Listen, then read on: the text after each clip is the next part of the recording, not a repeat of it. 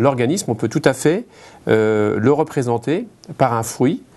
Quand on ouvre cet avocat, on s'aperçoit qu'il est constitué d'une partie périphérique que l'on peut comparer à la peau, une partie intermédiaire qui est grasse, qui, elle, peut correspondre au tissu adipeux et aux muscles. Et au centre, vous avez un noyau qui, lui, contient les parties les plus essentielles de l'organisme, à savoir donc le cœur, les gros vaisseaux, le cerveau, les poumons, et puis le foie et les reins. Alors, qu'est-ce qui se passe quand l'organisme se retrouve soumis à une température très basse? Il va faire en sorte de sauvegarder au maximum ses organes vitaux. Et pour ce faire, il va essayer de ramener toute la chaleur périphérique au centre pour réduire en fait les surfaces d'échange et de perte de chaleur avec l'extérieur. Donc en fait, il se passe une vasoconstriction. Tous les petits vaisseaux qui sont à la surface du corps se rétrécissent pour chasser le sang vers l'intérieur du corps. Les extrémités, comme les mains et les pieds, vont être privées de sang et c'est ce qui va provoquer des gelures des pieds et des mains.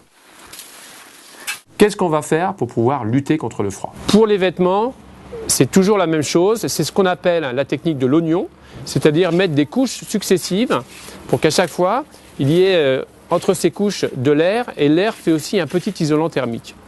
Alors on va mettre des sous-vêtements qui vont être plutôt absorbants. Après ça, on mettra des couches un peu plus épaisses. Après ça, on mettra des couches isothermes. Généralement, ce sont des petites doudounes avec du duvet à l'intérieur. Et à l'extérieur, il faut toujours mettre un vêtement qui soit bien imperméable, surtout au vent. La moufle protège beaucoup mieux du froid que les gants, ça c'est une chose. Et deuxièmement, ce qu'on peut faire, c'est mettre des sous-gants pour avoir 2 ou 3 épaisseurs. C'est toujours ce qu'il y a de mieux pour se protéger du vent. Alors le simple fait de se mettre dans un igloo, ça permet de se protéger du froid. On va essayer de s'asseoir sur un sac à dos ou sur une corde, quelque chose qui va faire isolation avec le sol qui lui est très froid. On peut mettre les pieds dans son sac à dos aussi pour protéger le bas du corps.